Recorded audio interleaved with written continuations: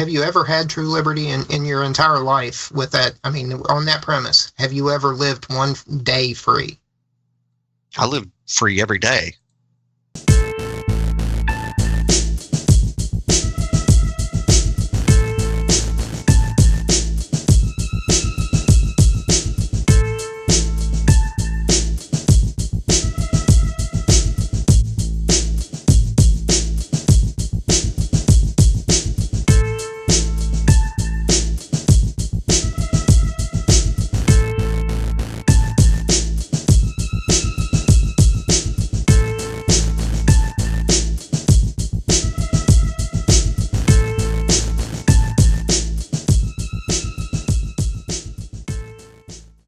Hey, Dylan.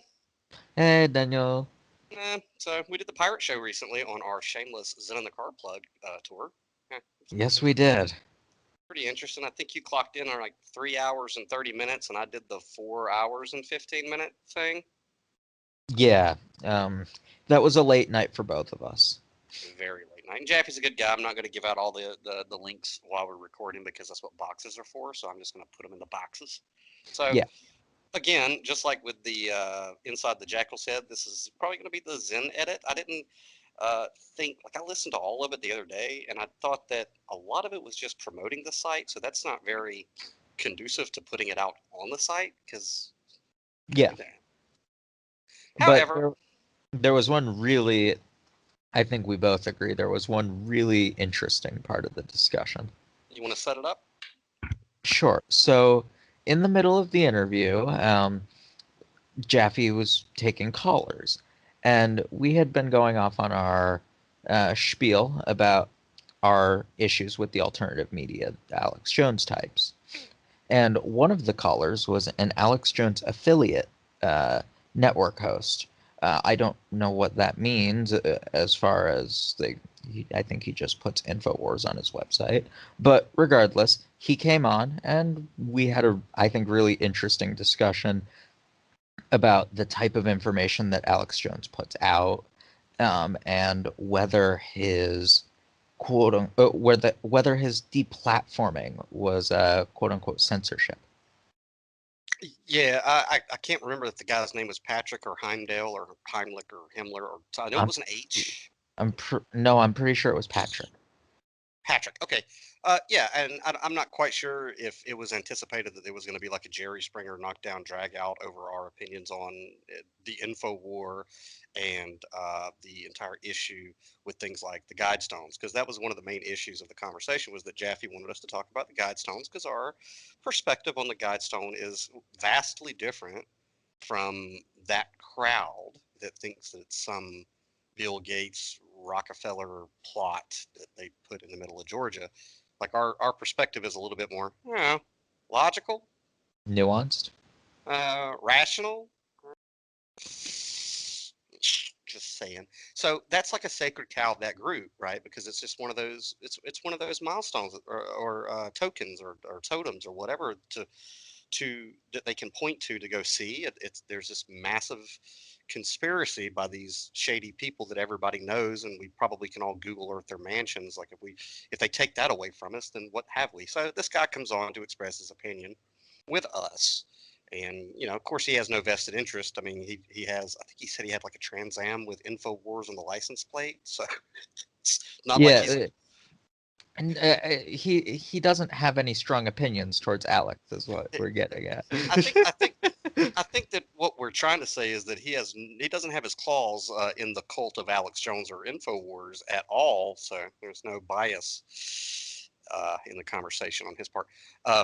So anyway, I thought it was an interesting conversation. Didn't feel like it was a conversation worth us arguing or getting into a Jerry Springer thing, because it's like, hey, we came, we saw, it is what it is, and sorry. I listened to it again, and I came off a little bit more aggressively than I intended to. It had been a long week. It was 1 a.m. when this happened, and I was already tired. So I think I come off a little bit more aggressively than I intended to. Oh, yeah, I do remember you being a little bit aggressive with this one, but I don't think I think it was appropriate. I don't think you were out of line or anything. I just think that you and I have a very unique perspective, having gone through the maze of the alternative media world and rubbing shoulders with a lot of those people. That, like, it's like once you get out of it and you shower and they try to throw more mud on you, you're like, no, dude, that's not the world that I want to live in, because No. it's a choice, and you and I choose not to live in that world anymore. It was nice to visit. Got a postcard, T-shirt. Yeah, we came, we saw, we got the T-shirt. Now we're done. Yeah, and so we want to evolve further. So that being said, you guys can enjoy this appearance that Dylan and I had, talking it out with some Alex Jones info warriors, whatever that means. So here you go. And logos really coming to fruition as we find ourselves here in this these apocalyptic times, which isn't a bad thing, folks, in case you're wondering. The way that we look upon this whole business of where we are presently in the historical timeline is the apocalypse is an age of light and awakening, and that's where ultimately healing, sure, and the fact that we're here on this earth after, from the Buddhist perspective, we did just have Buddha's birthday here this past week. It was on Wednesday. I know, yeah, man. Happy birthday, Sarada. What's up? So, yeah, and so that was great because I was reflecting upon, basic teachings all that day as you try to do whenever you can. People often don't understand when I say, with this meditation business, like, do you meditate? And a lot of people say, no, I don't meditate. It's like, actually, my way of looking at it is you do. Everybody meditates. It's just that some people don't do it so well, unfortunately. But mindfulness basically is what so much of it comes down to. We meditate while we do the show, while we're washing the dishes, while we're getting ready to go to bed, or every time we're in the bathroom taking care of business within that context. It doesn't matter. Every moment is it's the eternal alpha and omega. And I kind of, there's so much, like you talk about Gnosticism. I'm totally down with that whole business and history and tradition, as it were. Of course, they were targeted in a big way historically, as you know, and it's really unfortunate because in doing that, it's just like what we're finding now with the culture wars and social media, the legacy dinosaur, these Facebook, once again, Twitter and BoobTube, that they are trying to stifle the free flow of conversation, which we are here to try to facilitate. And before I continue to I'm not sure if you'd say what is a filibuster any further, and that has pirate history as well too. I'm not sure, maybe neither of you know about that, but it does. Maybe Heinrich here knows a little about this whole matter. I know you've been waiting patiently, Heinrich Thorstensen, aka Burnside. Maybe I don't even know if you prefer Heinrich or Henrik. I think it's Henrik. Sorry about that. Maybe I was thinking we're welcoming the host of Red Ice Creations to the show, but you are here nonetheless, courtesy via Chicago, USA, the Windy City. Welcome back, Henrik. Thanks, Jeff. Yeah, Henrik, Heinrich, Heydrich. It's it doesn't really matter. It's all the same thing. It's nice to talk to you, Heimlich. See, he gets it. Good to talk to you. Yeah, so what I did. Dylan, you got a punt, you got a ripper, you got a zinger. Nah, I think you covered it. You can call him Himmler. Call him Himmler. Do the Himmler thing. Say nice solution, Himmler. Oh, that would have been a good one. So right. We're just kind of almost in the final stages here, winding things down. But yeah, I don't know if have you ever checked out their show at all? We got to talk about the Georgia Guidestones before we check out here as well too. That is part of what we added to the promotional end of things. Just to maybe. I don't know if there's anything you want to say, Henrik, but I just prefer Burnside, actually, is his nickname. But yeah, anything outside of Georgia Guidestones? You've been listening to the show here quite attentively. I know you've been keeping a close watch what's taking place out there in the wider world of the platform streams through Twitch and so forth. We have a surprise guest that is wanting to call in to the show, And this should be interesting. So I'm going to let you take over. Is it V? Let it be V. Please let it be V. Not as bad as V, I don't think, but it could get interesting. And in fact, just to let you guys know, I'm going to steer things in a direction where we're going to have, because they talk about the stars being in alignment. This is going to be interesting, where you'll see why it's not as bad as V, but it's going to be interesting as far as the contextual end of things and what has transpired over the course of things to this point, what has been laid out, as far as like setting the table, and perhaps we can have Powder Monkey Radio and the two of you maybe an exchange of views or opinions, just in brief, and who knows, maybe we'll carry things on over to the after show. But Henrik, you want to jump in there for a moment or two? Oh, sure, by all means. It's been kind of fun over here. Long story short, a lot of people have taken a great exception to our local mayor being a blithering idiot, as she usually is. So a lot of people were protesting over at her house, which was actually quite fun. I had to work, so I missed the thing completely. But it's good that people are at least getting the idea that maybe we shouldn't be voting for knuckleheads. And I am definitely looking forward to the segment where we're getting to the Guidestones. I've known about those for a long time, and some of the other things that are in that area in the Ozarks that are related to it. Very interesting stuff. Well, we're there right now, absolutely. And let's have the two of you, Dylan and Daniel, respond. Dylan didn't actually make it out there during the course of things, unfortunately, but you and Sabrina did, of course. Daniel, let's hear just the kind of, I guess, Cole's Notes version of what you experienced, what you saw, what you discovered over the course of your research. Oh boy, this is not going to make us popular with the alternative media. I can tell you that much. Dun, dun, dun. We're about to make some enemies. We're about to make some shills or whatever. Recently for Easter, we did the Super Show Ever episode 889, the Georgia Guidestones for an Age of Reason with Sabrina Black. She's a witch, and I'm whatever I am. I kind of identify with the word Gnostic, but I'm a little bit of all. But we thought it'd be appropriate on that particular day to go to Georgia, or go to Georgia. Jesus Christ. I live in Georgia. I didn't have to go anywhere. You're going to go where you live. Wow. You're really making a trek. I went from one room to the other room, Dylan. It was in the car, buddy. It was such an adventure. I tell you what, I put a feather in my cap and put my shoes on, and I just walked from the kitchen to the other room, and I was, no. Yeah, boy. No, I did have to travel a little bit to North Georgia, where the Georgia Guidestones are, because I've lived in Georgia my whole life. And of course, when I was years ago, when Alex Jones, before he was the big thing that he is, and it was hip to listen to him because he actually had quality information. You mean he wasn't a blithering moron who wore pig masks? Not at the time. No, he was just on like pirate radio when I first, no pun intended, Jeffy.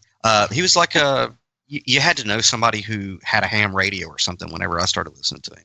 So, I'd heard about the Guidestones, and, you hear about depopulation and it's the New World Order and stuff like that and yada, yada. So now that Zen in the Car, I'm in a position in life where literally I can go anywhere I want to. Thanks, Stan. I was like, I'm a pretty spiritually sensitive guy to energy, and I kind of hold people accountable to not repeating what they hear on the internet about certain things, that they should actually go and see stuff themselves. I mean, do actual reporting. So I was like, hey, Bree, how about we go to the Georgia Guidestones and just see what it actually says and feel that land for ourselves. And so we did that show, which anybody can listen to. And our overall impression is the complete antithesis of what most people who've never been there.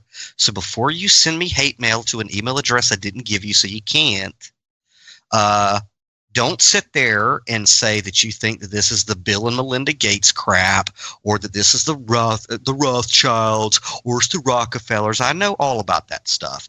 unless you've actually been to the Georgia Guidestones and you weren't some dipshit that did what Alex Jones told you and vandalized this property with idiotic, asinine statements. Yeah, because, I mean, and we really fleshed it out in the episode, but it's like, what makes people really scared of the Georgia Guidestones is that first part. Now, Dylan, do you remember what the first suggestion is? Because some people say it's like the new 10 Commandments, and like, I didn't get a commandy vibe from it at all. But do you remember the first one? Yes, the first suggestion was maintain a population of 500 million or less. Something like that. Something like that. If you read that, or if you allow the clergy of the alternative media to stand behind the pulpit and interpret that for you as depopulation, you're an idiot, because the word maintain.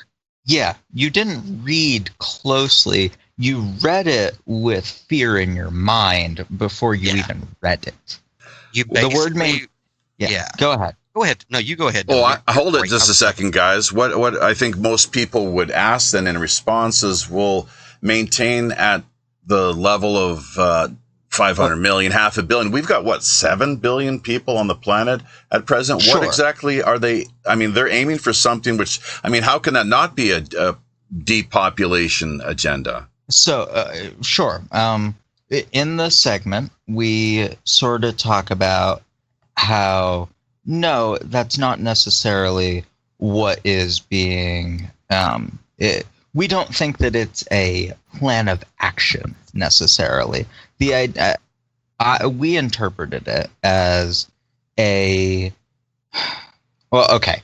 Daniel and I have different interpretations. I tend to think it was just some rich dude who was playing a really elaborate practical joke, because that just makes the most sense to me. But Daniel interprets it more as a guide for after some sort of cataclysm. Well, I mean, Dylan, if I may. Sure. If I may, I mean, this goes back to my Sunday school teacher days when I was a Christian apologist. I had to defend people or defend the faith against heretics and things like that. But it's like, it's easy to take things out of context. Like, you could use the Bible just like the book of Eli talks about. You use it as a weapon or as a beacon of hope. Like, I could take 2 scriptures from the Holy Bible. Judas went out and hung himself. Go ye therefore and do likewise. Okay? Taken out of context. So if you go, or if you see pictures of the Guidestones through the interpretation of Jones and other fear porn guys who say it's depopulation, you will read that as depopulate to under 250,000. But in context, go ahead. Sorry, I just want to say, this person, whoever did this, for whatever reason they did this, etched the words into stone. Do we think that he chose his words poorly? And instead of saying maintain meant reduce? Because those are 2 words with very different interpretations, and this guy spent a lot of money etching it into stone. If I am to believe that he did this with an express purpose then I would also reasonably have to believe that there was a lot of planning involved and that the words were chosen carefully. If I am to believe that, then I can't take the word maintain to mean reduce, because then I'm twisting words that were literally etched into stone. Right. Well, I mean, the word maintain, I mean, when like we said on our show, if anyone wants an exhaustive explanation of what I feel anyway, and what Dylan feels and what Sabrina felt, they can listen to that podcast, because I know we don't have the time to just repeat that podcast. But it's like, I hear the word maintain, it's like maintenance. It's like I have to maintenance my lawn. What this presupposes is that the lawn was there long before I got there. So it was already there. So when you read that first suggestion on the stones, it says maintain. From that point of view, really the only evidence that you have, as we said, was the only evidence. If you push away rumors, if you push away conspiracy theories, if you push away all that conjecture, if you're being intellectually honest, the only thing that you can make deductions off of is what is there. What is actually there. What it actually says. You have to somehow delete Alex Jones from your mind. You have to delete every cute little Facebook picture that you've ever seen with, oh, look, COVID, and here's a picture of the Georgia Guidestones. So there you go. The Georgia Guidestones are evil. Well, great. I have Photoshop too. I could Photoshop a kitten in front of the Georgia Guidestones and make a point with that. But all you really have is what is there on that site and what it says. Rumors aside, that's all you got to go on, man. So if you're fear inclined, you will read that as depopulation. When I went, for one, that actual land, and like I said, spiritually, I'm sensitive to certain areas. I mean, like if I go to the Andersonville cemetery, like I feel really bad. I could feel the sorrow and the suffering that was there. But this place, it was none of that whatsoever. And so I look at it and I go, well, this looks to me, maintain means that whoever put this here, they anticipate a future date where the population, through a natural course of this planet's evolution, the population will get there. And this is history. I mean, every 10 to 13,000 years, there are mass extinctions on this planet. Bill Gates wasn't around 13,000 years ago. Neither was Melinda. Neither was the Rothschilds, guys. You know, so, and it's going to happen. There is going to be another mass extinction so that other life forms can arise. That's what we do. That's what life is. So it's like, to me, I look at it and I go, maintain. They are anticipating something that is inevitable. And their aspirations are that what they left here will hopefully do exactly what they say. Because sometimes a cigar is just a cigar. And be a guiding light for an age of reason. You know what I mean? So it looks to me as if they anticipate another, quote unquote, biblical type event where you have a mass extinction like a flood, or maybe something that there's no, Melinda and Bill Gates can't stop solar maximums from happening that will knock out the entire grid. Now, if you imagine if we went back to zero, like Fight Club or something, with no technology, I'm sorry, guys, but Georgia is at a high elevation. So me and a bunch of other cool people, yeah, well, you know, I'm gone. Yeah, I mean, there's going to be a lot of people, if these events happen in our lifetime, we're going to be like, oh, there's some cool stone somewhere that's like they buried a time capsule in there and they got some rules in a bunch of different languages. So any survivors of this cataclysm may be the arc of humanity. That's what I got from the Guidestones, okay? And that's from me actually, I don't know, going there, not having any presuppositions, not wanting to build a church around it, but me just looking at it, reading it with my own common sense and going, yeah, it makes sense to me. I mean, it makes sense to me. Yeah. So you can look at, we talked about this a bit on Angel's show. You can read politics into anything. You can read fear into anything. You can be afraid of anything. And when you've built a whole theory around the idea that there's a deliberate depopulation agenda, of course you see something that says maintain a population under 500 million as something scary. But you have to remove context, and in literature there's invoking death of the author. You have to invoke death of context at some point and just read it for what it is. Yeah, you know, there's a couple of things going on here as far as playing devil's advocate is concerned, including the nature's role in, you know, the Great Reset, as we've all heard so much about, I'm sure, over the past couple of years in particular. But just the social engineering, you know, that aside from nature doing its part, that there are eugenicists in the world that have existed since the time of Plato, I guess, maybe even beyond. You know, eugenicists and eugenics has been a central part of the elite's agenda all down through history. Now, the vaccination end of thing, what we're looking at presently, there's a lot of concern. People that have you know, these are not these are experts as well in their field, people with PhDs and so on and so forth that have worked a long time in their particular field area of medicine, virology and epidemiology, I guess, as it's known. And I guess that's comes from the Latin, presumably, along the same sort of lines as to what we find the term epidemic.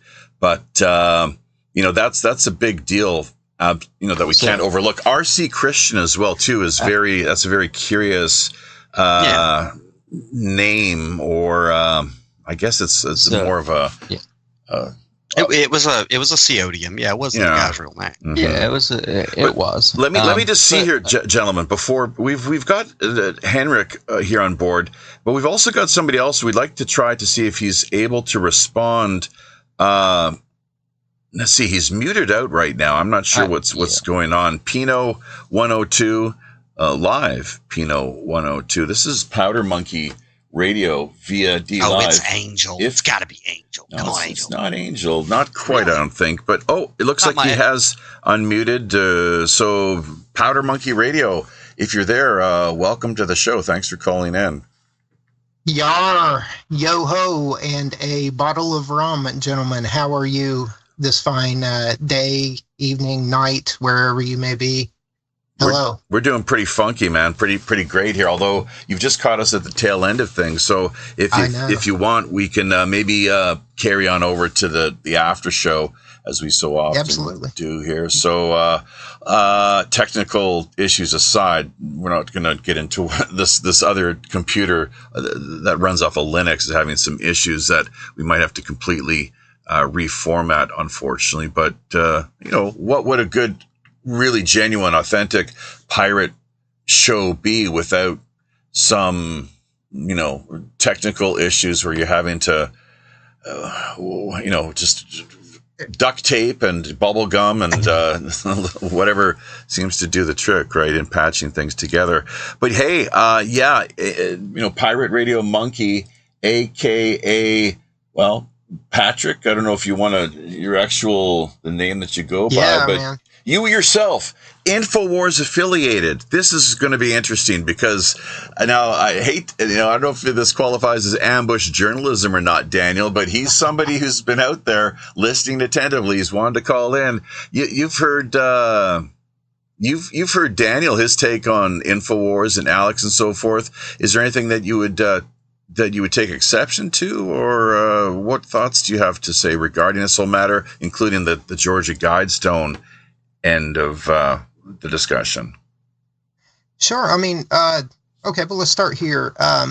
My affiliation came through a volunteer moderator position when they had their Discus platforms and other platforms before the infamous banning.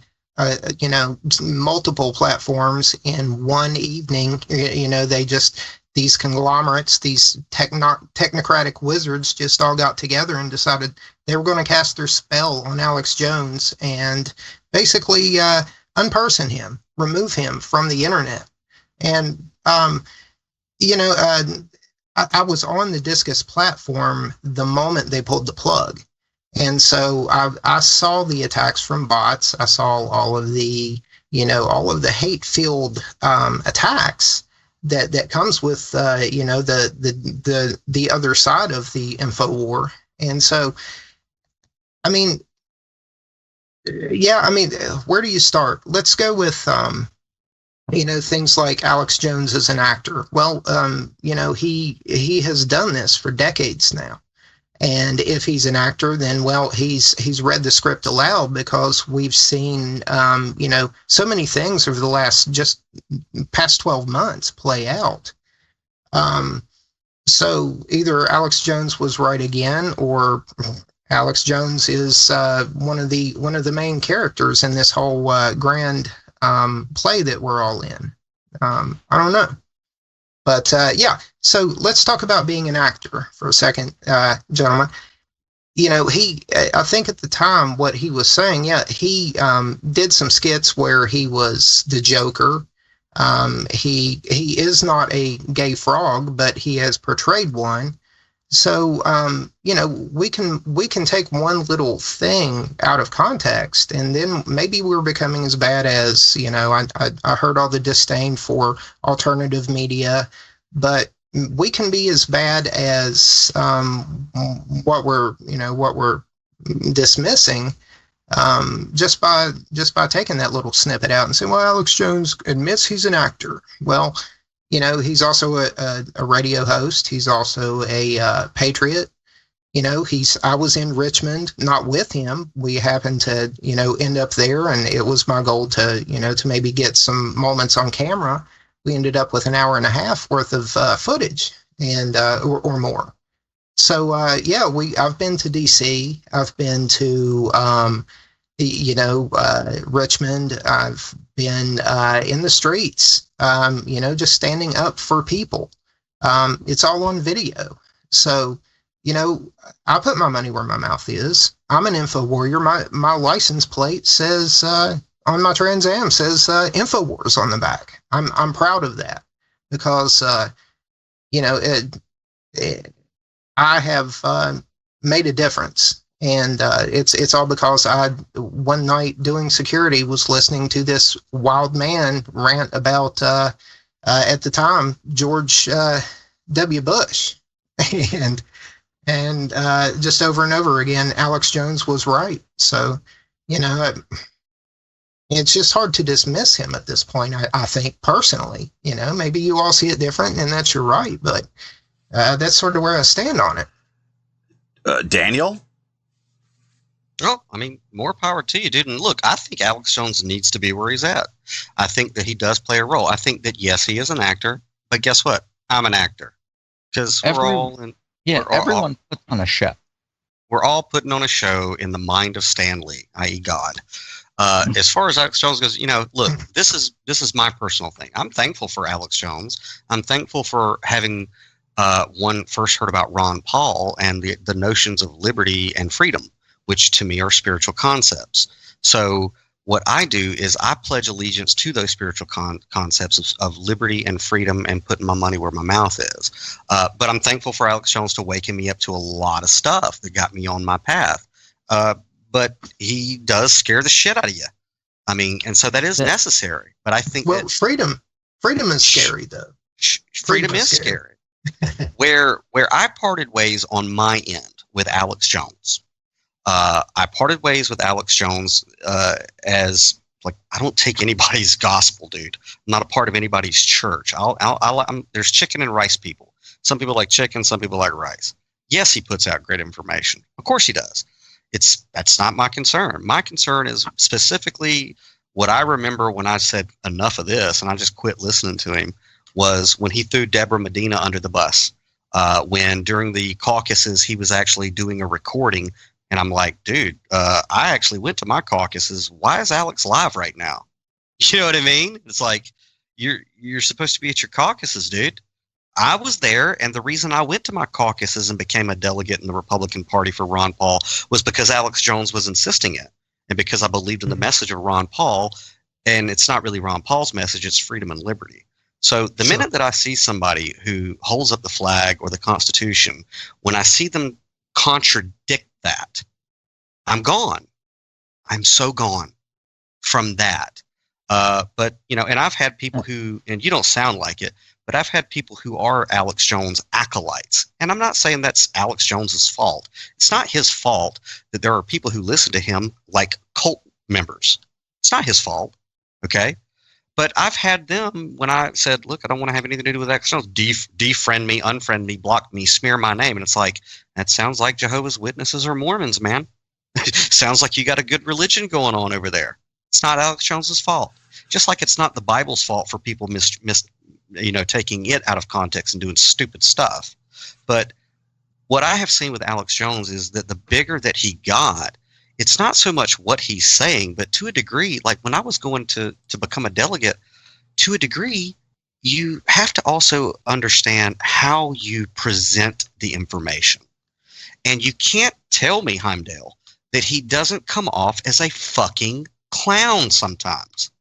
So it's not so much what he's saying, but it's how, I mean, what we're trying to do with Liberty is set brush fires in the minds of men. And he's doing it like a showman.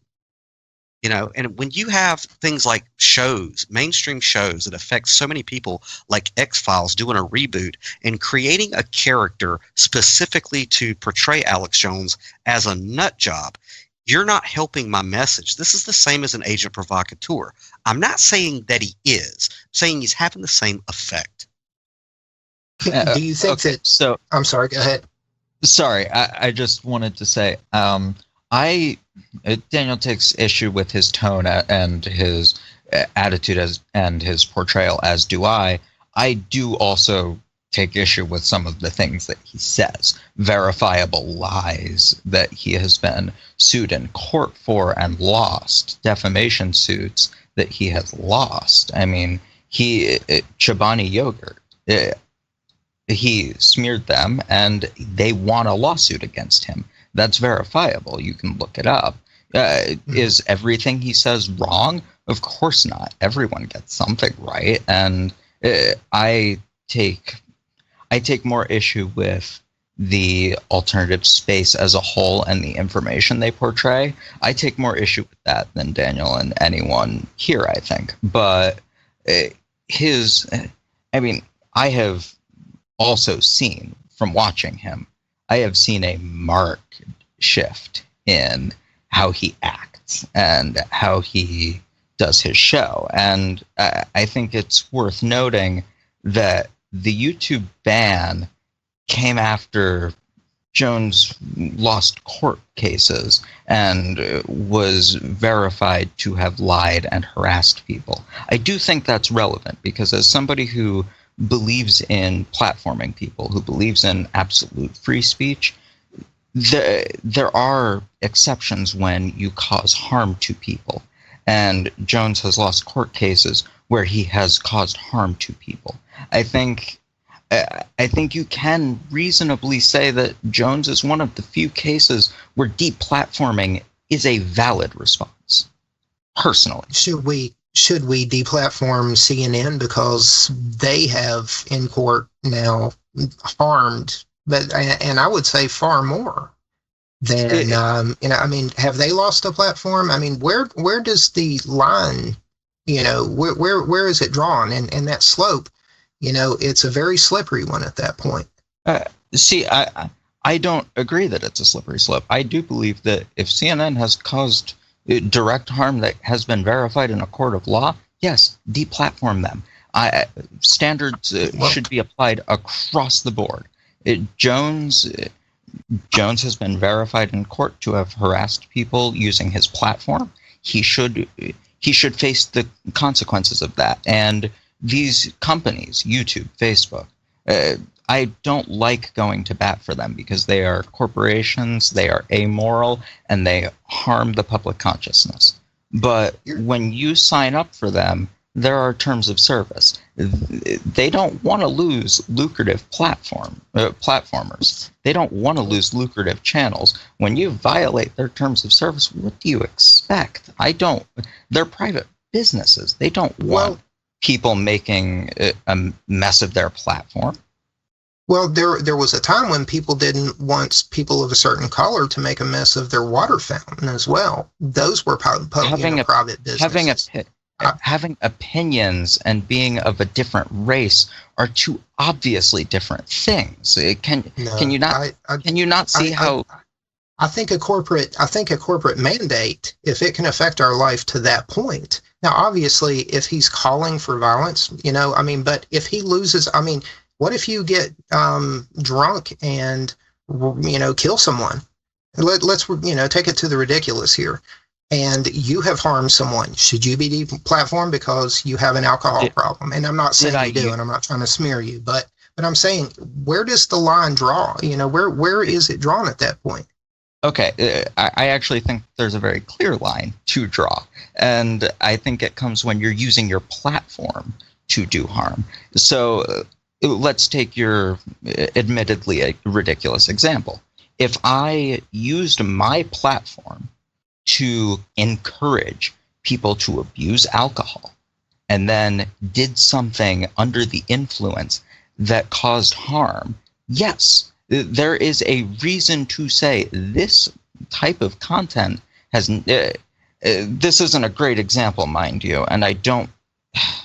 There's no way to directly correlate what I'm trying to say. But if somebody uses your information and can be verified in a court of law to have used your information to repeatedly harass people under your quote unquote guidance, yeah, I think there's a reason to say you can be deplatformed. And again, liberty.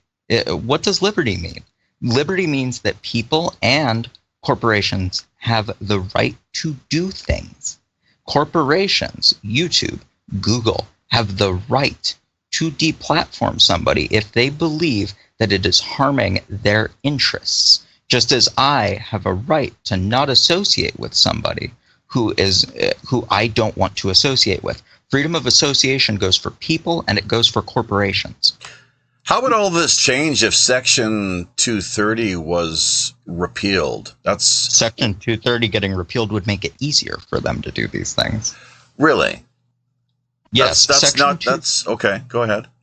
So Section 230, this has always been one of the funniest things I've seen advocated for by former President Trump. Section 230 is a law that basically protects people from exactly what Trump is decrying. Repealing Section 230 means that corporations are then held liable for what people say on their platform. If I am held liable for what somebody says on my platform, I'm not going to platform people who might say dangerous things. Wouldn't it also allow them to be sued in the event that they were found to be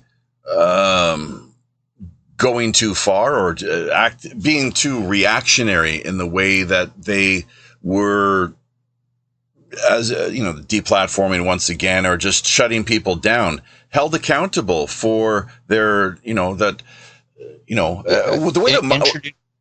way that Minds.com operates, and I don't know why this isn't just adopted more right across the board, but is if you have a problem with somebody, you block them. There's a little a block button that you click, and that's kind of the end of the relationship until you choose to unblock them, really. So if you have any problems with their comments or what they are, the way that content that they're putting out, it's irritating you or however you feel, maybe you're a pretty sensitive person, you just block them. And I don't see why that couldn't be an option that would be more widely, why shouldn't that be more widely promoted as Isn't all social media based upon being able to curate who you want to see? I mean, that's always been part of my problem as well, is that if we're going to talk about liberty, they've taken away your basic right to curate for yourself. Big brother making the decisions, what you can see and what you can't, and who you can interact with and who you can't. And going back to Joan, just to make this brief point, we got to wrap up here, gentlemen. We got a couple more minutes here as we wind things down. But just in general, it's not Jones himself. There's a good example. There's many more. Jordan Peterson, anyone else that we find out who's high profile, Tim Pool, you name it, just fill in the blank. That cult of personality, and Daniel kind of hit on it, as I recall here. Just we gotta be on guard for this sort of thing. And sure, we can adopt or reject whatever ideas they're putting forward, their analysis, which in so many cases really is quite amazing. They, these people all make some great points and really have a lot of high quality commentary, things to offer the wider listening world. But the cult of personality is really critical that we once again just are mindful of not getting sucked in to becoming a disciple or advocate or card carrying member of their. May I just make one final point? Of course. So I want to just make a quick comparison between YouTube and an open mic night at any bar. Is the open mic, is the bar violating your rights to to speak if they say, no, I don't. No, you've made an ass of yourself multiple times and you've caused bar fights. Is the bar violating your freedom of speech to say, we don't want you in our we don't want you on our platform anymore. We don't want you using our mic. I don't think they are. Maybe you do, but I don't. And I believe that YouTube is the same thing. Can I say one last thing? And I know that you're trying to wrap it up here, Jaffe, but just real quick in closing. Right after the mass deplatforming, I was on my way back home from dropping my son off at WVU. And so I stopped at this gas station. I'm wearing my InfoWars In Your Face t-shirt, dark navy blue with a red InfoWars logo. I'm getting gas, and all of a sudden I hear this guy yell, "Free Alex Jones." And I turn around, and on pirateinfowars.com, you can go to my YouTube channel, search for, or go to YouTube and just type in "Free Alex Jones, Pirate Infowars." He's very well spoken, a lot like you. Didn't know the guy from Adam. Had a YouTube channel. He was freaked out right after H3H3, the whole thing. And so listen to that man. I'm going to let that man make my final argument because, he saw it. At that point, it wasn't just, something that Eric Blair wrote in a novel. He was actually living it. He was on the other side of the dark mirror. And I'll close with that. Can I talk?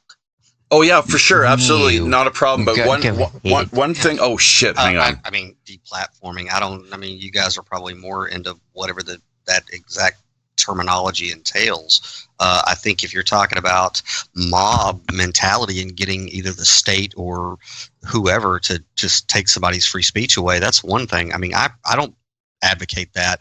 For me, all I can do is talk for me. Of course not. And I personally deplatform people by just not paying attention to them, just like the federal government, just like the IRS, just like whatever comes out of the Corporation of the District of Columbia. I deplatform them by just not participating in their shit. You know what I mean? Like, and this argument was going around, back in 2010 with a few of the Liberty people where, they were like, well, you're censoring me by deleting comments on my Facebook wall. It's like, well, for one thing, you might have, it's like a virtual reality. You may think that on quote unquote social media that you have freedom of speech or something, but I never, ever, ever opened up any social media account without the full understanding that there's a company that owns this and they can do whatever they want to because it's their property. You can cry foul and say, well, they suspended my Facebook account because they were offended, but it's not censorship because they own it. That's like somebody coming in my yard saying something that I don't like. It's not censorship or deprivation of their rights. It's my yard. So I just never went into these social media things with the expectations that it was free speech at all. I just, roll the die. And, if I ever do get pulled from any social platform, I'm not going to be butthurt about it personally. I'm just going to go, that was fun for a while. But I never fooled myself into thinking that was like I was entitled to post stuff on Mark Zuckerberg's property. That's just me. Right. So I don't know what's going on with Alex Jones in the past 10 years because, once I saw one hypocritical thing, I was like, and it wasn't so much not only Alex Jones, but it was, it's like Gandhi said, I love your Christ, but your Christians not so much. You know what I mean?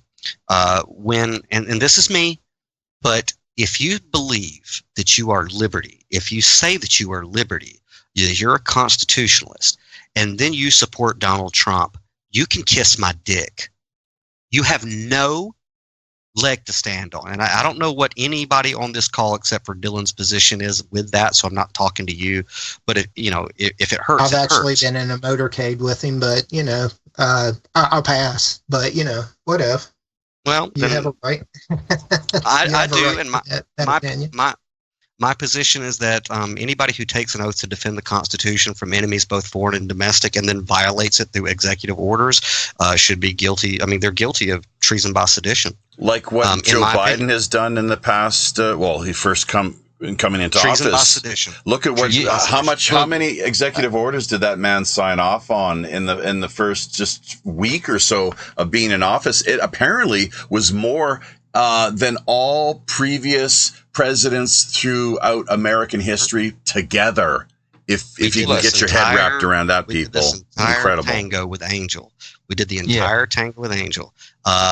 Trump was a piece of shit for doing executive orders. The president before him for executive orders. The president before him was for executive orders. Because when you start signing executive orders, you know, and I had so many people who were like, you got to understand, he has to do this for liberty. And I'm like, oh, this is very Machiavellian of you. Because when the next guy gets in, this is what I said before Biden got in. I said, all you Trump supporters who are justifying executive orders for all this stuff, when Biden gets in and signs a bunch of fucked up executive orders, because he will, don't say a word. Don't say a word if you were intellectually honest. So I just go, look, dude, Trump, if you say that you're liberty and you hold the values of this country and the ideas of freedom and liberty, that's your compass. That's why you're doing activism, and that's why you follow Alex Jones. Okay, but then you justify unconstitutional, unfreedom and liberty, unbill of rights type things, then you have cognitive dissonance, and it may hurt. So, you know, that's just my position. That's why I go, okay, anybody who I knew that said liberty but support Trump, and I'm talking about close friends. I love you, but you're not liberty. You didn't have true liberty as the founders intended, as the spiritual source of those documents intend. Because you can't. Have you ever had true liberty in your entire life with that? I mean, on that premise, have you ever lived one day free? I live free every day. I mean, well, I don't have to your wait. President, bro. Who is my president? Yeah. As far as I know, I mean, I always say Ron Paul is my president because. Well, I see. I like you a little bit better now, so we're getting there. Ron Paul is my president. I do my civic duty and vote. I mean, I wrote in Jean-Luc Picard in the last election. But listen, the fact of the matter is that that entity that people go and vote for, and I know because I was in this political process, I know it backwards and forwards. Okay, it's a corporation. It is not the republic. It's terrible. I agree. I was a Rand man, but Rand didn't have what he needed to become the president. And when Donald Trump started saying the things he did, just because he had the balls to say what he did, he got my attention. But it's a rigged game. It's a rigged game. Well, I'm a hardliner because whenever Rand threw his name in the hat, I said, sorry, I can't support him. Yeah, a little too much of a watered down version of his father. I mean, if Ron Paul, who I love very much, if he came out and he contradicted himself on his position, I would be out skis on Ron Paul. Sure. Thank you, Jeffy. Yeah, I didn't want to interject too much because I was intrigued with the conversation everyone was having, all the way from the Guidestones to Trump and principles and so on. It does indeed interest me. I'm definitely open to different ideas as far as to how devious or undevious the Georgia Guidestones are, because I'm with the same crowd as the rest of the tinfoil people. When I ran into them, I was between Jesse Ventura and Alex Jones, pointing at the thing, screaming at it as they attempted to throw themselves upon it and realize, ow, granite actually hurts. So It does. there's not much else I could really say. I kind of took a look at it and went, okay, this screams an 80s post-apocalypse comic book. Just flat out. So I'm like, I'm not sure. And then Jesse's going around with his whole trench coat get up, and he's like, they're building a couple fortresses over here, and there's some weird things going on over here. And then I got stopped by the CIA because I made a right turn when I meant to do a left. And I was like, all right, this is a lot of weird stuff going on. And there's been a lot of red tape around that. And I'm just, I don't like people graffitiing it. I don't like people destroying it. I do have my conspiracies to believe in regards to this Mr. Christian person that paid a buttload of money to make it. But it's a historical artifact. We don't have to like it. It's there. We should not destroy it. If anything, do a whole film where you're yelling at it or something. Yeah. And I do get a thing as far as actors in that. Yes, we all wear a mask. We all play parts. It's part of the reason why I do like Alex Jones, because he is an entertaining person to listen to every day when I'm at work. And when he did go into court for his custody case with his ex-wife, I actually thought it was really interesting because they nagged the snot out of him for it as far as to, but you're doing this and you're doing that on your show, and she thinks you're absolutely nuts. And he went, I copyrighted my name so I could play myself. So naturally, I'm going to be nuts. And that was my long story short, my understanding of what he was saying to these guys. I was like, oh, okay, well, who the hell doesn't do that? Well, this is just my position, and then I'll let Dylan, because I think Dylan's got to run. I'm willing to stick around if you guys let me make some coffee. But, I mean, look, if you want to listen to Alex Jones or whatever for your information, that's great. However, if you would like 2 or 3 extra hours in your life to go do other things, I would just recommend that you read the Bill of Rights. And then through the lens of the Bill of Rights, you won't need Alex Jones. You won't need the alternative media. You won't need any of that stuff. You won't have to have anybody interpret for you what is right and what is wrong. It's like the Bible. You won't, if you actually read the Bible from cover to cover, you won't have to have anybody interpret it for you. So it's like Alex Jones served a great purpose for me and a lot of other people in the fact that he had a lot of us pick up the Constitution. And then I did, and I was like, what do I need Alex Jones for? I'm intelligent enough on my own to know that document and then look at any news article that you give me through my knowledge of the Bill of Rights and go, it's bullshit or it's not. I don't need any alternative media to tell me how to feel about what the Constitution says when I know it myself. Even Buddhas do but point the way. That is correct. Even Buddhas do but point the way. And you're right on the mark there, Daniel. It's problematic, of course, in the event that we're ascribing to beliefs that are not really on the mark. That our interpretation is not as healthy or as accurate as it could be. So that's problematic. But what really gets to me is when you have lawmakers, supposed people who have been elected to represent us, yet really, in the final analysis, fail to do exactly what you've brought up, whether it's here in South Korea, Canada, USA. I don't know, communist China, a little different story, I guess. But yeah, the problem with politicians and alternative media or media people is that the apathy of the people to allow them to do our thinking for us is what got us here. Oh yeah, doesn't matter if it's a politician or a talking head. That's right. That's why we need to be engaged citizens and get our asses off the sofa, bed or wherever the hell it is that we're based out of, and try to better impact our sphere of influence, our communities, become these more engaged citizens. It's part of what Daniel and Powder Monkey Radio, maybe from Daniel first, and over to our Monkey Man, and finally, I'm not sure if Dylan is already checked out or not, but him and Henrik. I am still here. Okay, Dylan, I know you want to hit the sack here pretty soon, so let's hear from you first. So, yeah, thank you for having me. You can find me at Zen in the Car on YouTube. You can find my podcast, Popcorn Politics, on Ocelli.com, Tuesdays, 6 to 8 p.m. Eastern Standard Time. We are going on a brief 2-month hiatus next week. So the 25th will be my last show until the middle of August when I will return. But you can still find me there. You can find all of my old archives. And yeah, thank you for having me. I will. I'd love to come back sometime. Look forward to it, Daniel. Sleep tight, Dylan. Don't let the big birds bite. Thank you. It's like 1:30 in the morning. I'm tired. I hear you, man. No, I'm willing to stick around for the after show, but yeah, I echo what Dylan said.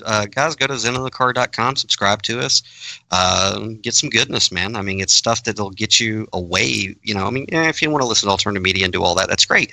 But we're like the sauna of internets. If you ever want to get away and have a good time, have a laugh about a lot of this stuff, zeninthecar.com. Hit those subscribe buttons, give us dopamine, and you might get $420 worth of free cannabis or psilocybin next month. just for clicking some buttons. You're going to click buttons anyway. You know what I mean? But Jaffe, again, I think you're a stand-up guy. Thank you for what you're doing. Thank you for giving us a fair shake on stuff and putting us in our direction. And you other guys, you're buttholes because you disagree with us on certain things and we don't like you. And so we're going to deplatform our friendship with you. Just joking. Oh, God. No, you guys are awesome. I'll stick around and that was us, whatever it was, and that was I think that's actually, Dylan, the first time since me and you have expressed our conservative views on the alternative media and their acolytes that we actually got to interact with one, right?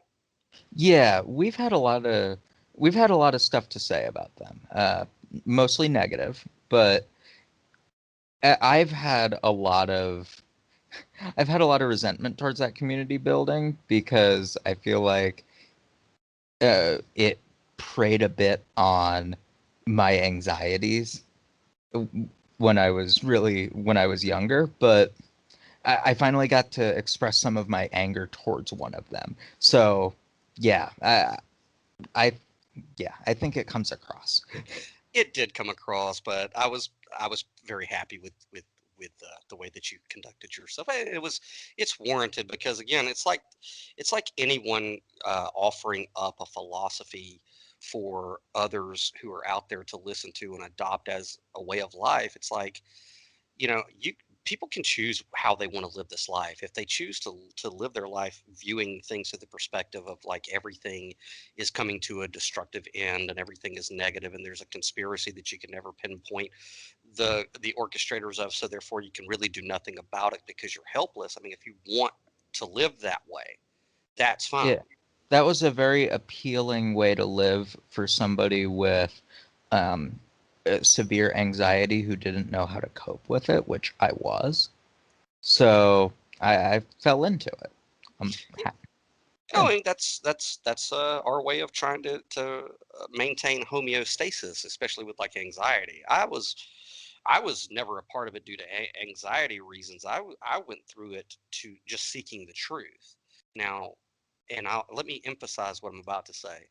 The truth led me through those woods, but I did not lose sight of the fact that the truth does not reside in those woods. Yeah, the truth led you through those woods and it led you out of those woods. Out of those woods. So I do get a little upset when there are people in certain positions in the media or whatever, they have a platform to where they deceive other fellow travelers on this globe that we happen to find ourselves on. Yeah, I think sorry, go ahead. No, I mean, I think just like organized religion, I think it's they're nice mental energetic factories to farm people's thought waves, essentially. Yeah, but I also think this is a slight tangent, but I also think that it's in a lot of places a den for anti-Semitism and a lot of harmful ideologies that it's like a rabbit hole. It literally is a rabbit hole. You come in with like Alex Jones. You come in with, okay, there bad trade deals and endless wars, and he came in with that, and now he's wearing pig masks and attacking Jeff Bezos drones with swords. I don't think there's a more apt personification of all the flaws with the alternative media than Alex Jones's journey. And you hit on something that I do think that you're right. It does.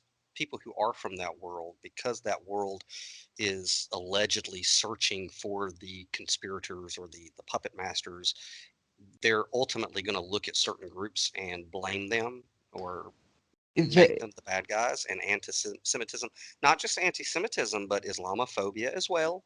Absolutely. I remember we talked about this early in our discussions. I remember back in 2016, I think, there were a series of stabbings in Australia, perpetrated by somebody of the Muslim faith. And I knew for a fact that if that person had been a Christian, the people I associated with would have called it a false flag. I know they would have. but because it was somebody of the Muslim faith, they did not. To be clear, I don't think it was a false flag. I'm just trying to point out they would believe it about one group, but not about another. And Islamophobia, absolutely. Anti-Semitism, flat eartherism. I mean, when you're looking for the quote-unquote truth on the internet, you're going to be led down some wrong paths. And people in this alternative media space sometimes voluntarily walk down the wrong paths. And white supremacy as well. Yeah, and I think that what really sets us apart, or I know me and my own personal journey, is when the gentleman asked me, I can't, and I'm paraphrasing, but I mean we just played it, so whatever. He said, "Have you ever really lived a free day in your life?" And if you go back and like if you heard that part again, like you hear me kind of pause for a second, because that's the difference in my mentality and their mentality. See, Is that they are seeking for the bad guys to be eliminated and everything to be under a certain set of conditions before they can actually understand that you're born free. And so it was a little shocking to me, because it's like, what do you mean, have I ever lived free? I live free every day. and I think your answer surprised him. It honestly surprised me a little bit. That wasn't the answer I was expecting, but it was the right answer. Really? What was the answer you were expecting? The answer I was expecting was a bit similar, but the answer I thought you were going to give was, even if I don't live free every day, I'm always striving to live free. I mean, yeah, and the thing with like Infowars and that avenue of the alternative media or the internet media is it's a perpetual carrot dangling from a stick tied to your back. Freedom Mhm. is always just out of reach, but that's not true. And Free, not only is freedom always just out of reach, but freedom is always just out of reach because of an undisclosed group of evil, scary conspirators who might be of a certain faith. might be of a certain faith or a certain genetic bloodline or something like that, but Yeah. and I mean, so I can understand how I guess my response was surprising to him, because it's like, if you do wake up in freedom and you live your life making decisions in freedom, then what's the point of Infowars? you know, Yeah. All these places, they're like we're going to talk about them at some point, I'm sure. They're like the scam self-help people. They're selling you a bill of goods, and if they're selling you freedom, if you're already free in your mind, they hate you. yeah, you're not on the market, you Yeah, know. they hate you. But yeah, I mean, and I don't want to break this, because we just listened to 45 minutes of it, but it's like freedom is really, I mean, it's the choices that you make day to day, moment to moment. Um, Yeah. and I don't want people to sit there and go, well, the government won't look. A lot of the things that are the alternative media harp against that are oppressive, I have managed to be able to design my life around most, if not all, of those quote unquote requirements or burdens placed on people by the federal government, because they're there. So it's like, I don't think, I don't think that you have to go through all the trouble of wasting your life to, I don't No, know. no. I th- and I can't speak for Daniel, but I think this is definitely. I feel like this is true for him. I think this is the end of our media appearances elsewhere. I think we've said all we can say. Yeah, I think the shameless plug tour is pretty much over. I mean, unless something very pertinent comes along, I think we'll stick to what we do, because what we do is pretty awesome, I think. Yeah, I think what we do is really fun, and I think the last thing I wanted to do was tell somebody in the alternative media they were full of shit to their face, and now that's done. So Pretty I'm much. good. Hey, he seemed like a great guy. No, he does. He genuine like I have no ill feelings towards the guy. He seems nice enough. Yeah, I mean, yeah, he seemed like a nice guy, but and I get it, because it's like, yeah, dude, you got websites with Infowars in it. You got the license plate. You're heavily invested in the ideology. I Yeah, understand. you have to defend it. I don't blame him for that. I mean, this is gonna sound sarcastic a bit, but he's the company man. The company man, yeah, and I don't think, of course, in this particular one, we went the extra hour. I went the extra hour and 20 minutes, or I however long it was. I Where was too tired. I told a personal story of my personal experiences with the Infowars thing that I don't think it made it to this particular recording, which it is what it is. But when you go through that whole world of the alternative media, you have personal stories that also lend a view of why it's all just paper tiger ish stuff anyway. So Yeah, I don't know. I was talking to a friend of mine today, somebody else who got out of the alternative media and sort of looks back and wonders how we bought into it. And he said something that really stuck with me. He said, I thought we were just kidding about a lot of the stuff that was said that was very obviously wrong until I realized they weren't kidding, and then it wasn't funny anymore. Right. Yeah. I mean, it's the new church. It's Yeah, a new church for some new people. church, same as the old church. Yep. Same All right, different. I think that's all I've got. Not all you got. Yeah, I'm pretty sure that was interesting. We still stand on what we said with the Guidestones and the Yeah, alternative media. and as far as the censorship bit goes with Jones, I stand by everything I said. You can disagree with me, but I feel pretty firm that what I said was correct. What you said was correct, and I've been echoing that for a long time too. It's like all these being deplatformed when somebody tells you to. I mean, saying that you've been deplatformed when somebody says "get off my lawn" is kind of. Would you say your liberty? It's like, look, dude, all these social media outfits, all these websites that you didn't start, that you didn't own, that you signed terms of service for, they could do whatever they want to. They have rights. They have rights. I don't Okay. like corporate. I don't like corporate America. Corporate America still has rights. Still has rights. I mean, and your analogy of the guy at the bar, using the microphone, that's exactly correct. It's like if YouTube thinks that some of the stuff that's coming from these people is causing harm, and it is, clearly it is, then they have a right to say, dude, you can't bring your Yeah. mess here. Yeah, I support people's rights to speak freely. But I do think that Jones is one of the rare cases where speech does actually cause harm. Yeah, when you use your platform to guide people to do your bidding or your will to reach a certain conclusion in the way in which I've seen alternative media people do, eh, Yeah. it's not. I don't think it's moral, but all right, yeah. All right. Anyway, I think we said everything we had to say about the alternative media, Infowars, the Georgia Guidestones, and all that good stuff. So this I was an think interesting one. yeah, I think we're going to be stepping away from politics, conspiracies, the alternative media. I don't find any of it worth talking about any further unless they make it worth talking about again. I agree. So get us out of here. All right. I hope you all enjoyed our final appearance in our shameless plug tour on World Pirate Radio. Look forward to the next Super show. Later. Frogs are gay. No.